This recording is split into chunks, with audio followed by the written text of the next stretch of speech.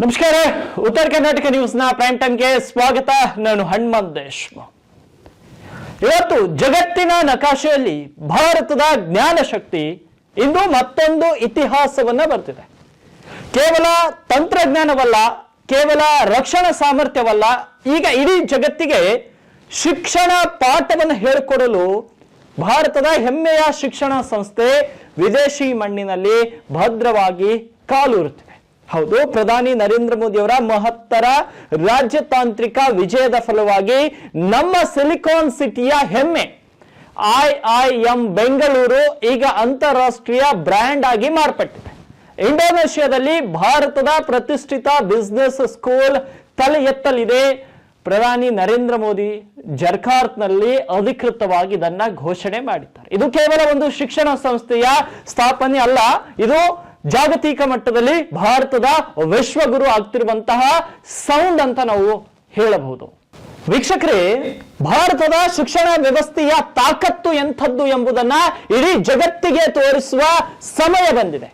ಇಂಡೋನೇಷ್ಯಾದ ಅಧ್ಯಕ್ಷ ಪ್ರಬೋವೋ ಸುಬಿಯಾಂಟೋ ಅವರೊಂದಿಗೆ ಪ್ರಧಾನಿ ಮೋದಿ ನಡೆಸಿದ ಜಂಟಿ ಪತ್ರಿಕಾಗೋಷ್ಠಿಯಲ್ಲಿ ಈ ಐತಿಹಾಸಿಕ ಒಪ್ಪಂದಕ್ಕೆ ಉಭಯ ದೇಶಗಳು ಅಧಿಕೃತವಾಗಿ ಸಹಿ ಹಾಕಿವೆ.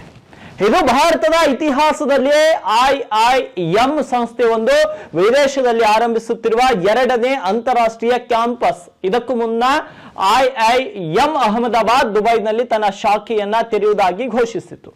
IIT ಮದ್ರಾಸ್ ಮತ್ತು IIT ದೆಹಲಿ ಸಂಸ್ಥೆಗಳು ಈಗಾಗಲೇ ಆಫ್ರಿಕಾ ಮತ್ತು ಅರಬ್ ದೇಶಗಳಲ್ಲಿ ಭಾರತದ ಧ್ವಜಗಳನ್ನ ನೆಟ್ಟಿವೆ.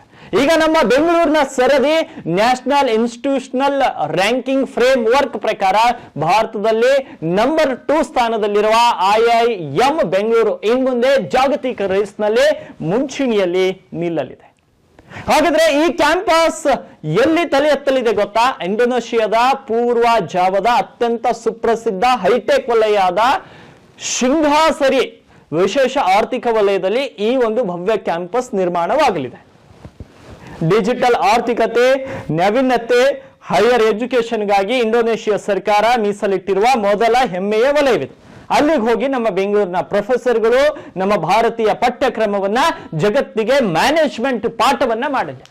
ಇಲ್ಲಿ ಬರೀ ಸಾಂಪ್ರದಾಯಿಕ ಶಿಕ್ಷಣ ಸಿಗಲ್ಲ. ಇಂದಿನ ಜಗತ್ತನ್ನ ಆಳುತ್ತಿರುವ ಕೃತಕ ಬುದ್ಧಿಮತ್ತೆ ಅಂದ್ರೆ AI, ಡಿಜಿಟಲ್ ಬಿಸಿನೆಸ್, ಉದ್ಯಮಶೀಲತೆ ಮತ್ತು ಗ್ಲೋಬಲ್ ಲೀಡರ್ಶಿಪ್ ಕುರಿತು ವಿಶ್ವ ದರ್ಜೆಯ ಕೋರ್ಸ್ಗಳನ್ನ ಭಾರತ ನೀಡಲಿದೆ.